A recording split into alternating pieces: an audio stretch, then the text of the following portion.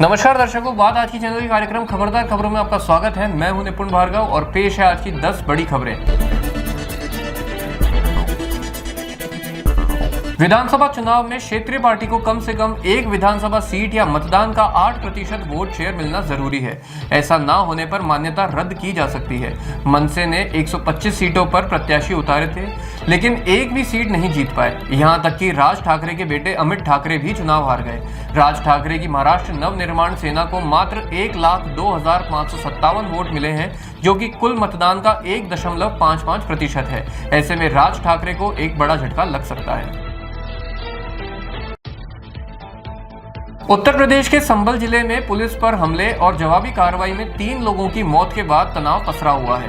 यहां चप्पे चप्पे पर पुलिस तैनात है और भारी लोगों के प्रवेश पर रोक लगा दी गई है और इंटरनेट सेवा के साथ साथ स्कूल कॉलेज भी अग्रिम आदेश तक बंद कर दिए गए हैं। संभल के जिला मजिस्ट्रेट ने एक अधिसूचना जारी कर किसी भी बाहरी व्यक्ति, सामाजिक संगठन या जनप्रतिनिधि को अधिकारियों के आदेश के बिना संभल में प्रवेश करने पर रोक लगा दी है। संसद का शीतकालीन सत्र आज से शुरू होगा। केंद्र सरकार कई महत्वपूर्ण विधेयक को संसद में पारित कराने का प्रयास करेगी, जिसमें वक्फ बिल समेत 16 विधेयक शामिल हैं। वहीं 26 नवंबर को संविधान दिवस की 75वीं वर्षगांठ पर एक विशेष कार्यक्रम का आयोजन किया गया है, जो कि संविधान सदन में आयोजित किया जाएगा। उत्तर प्रदेश के हरदोई में आज सुबह भीषण सड़क हादसा हो गया।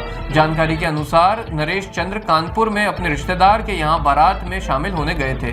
वहां से वापस आते समय मल्लावा क्षेत्र में सामने से आ रही प्राइवेट बस बोलेरो से टकरा गई, जिससे 5 लोगों की मौत हो गई, जबकि 4 अन्य घायल हो गए। पुलिस ने शवों को पोस्टमार्टम के लिए कब्जे में ले लिया है और घायलों को इलाज के लिए अस्पताल भिजवा दिया है।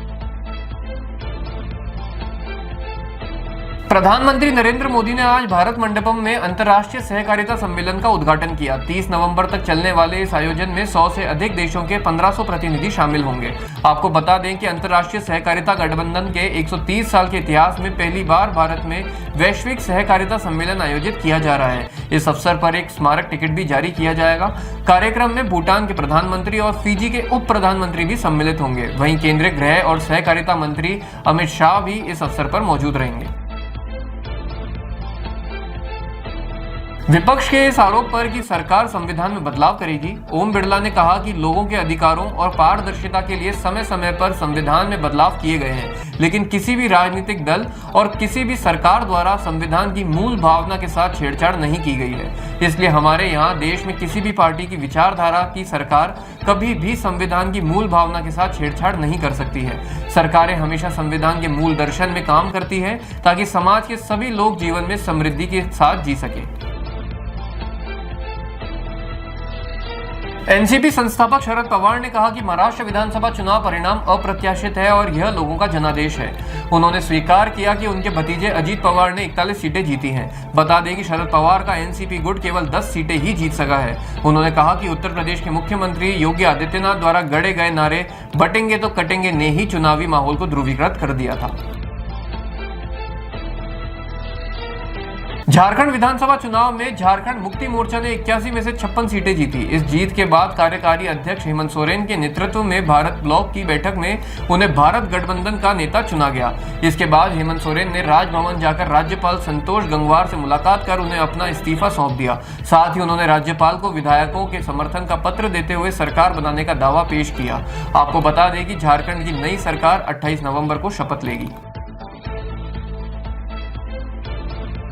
महाराष्ट्र विधानसभा चुनाव में भाजपा के नेतृत्व वाली महायुति की शानदार जीत हुई है। महायुति की सरकार बनने के बाद अब मुख्यमंत्री कौन बनेगा, इस पर चर्चा हो रही है। वहीं मुख्यमंत्री के तौर पर आरएसएस और बीजेपी आलाकमान ने देवेंद्र फडणवीस के नाम पर मुहर लगा दी है।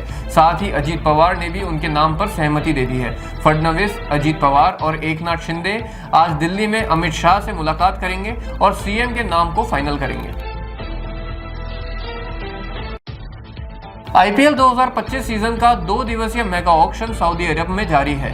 कल पहले दिन सभी 10 टीमों ने कुल 467.95 करोड़ रुपए खर्च कर 72 खिलाड़ी खरीदे।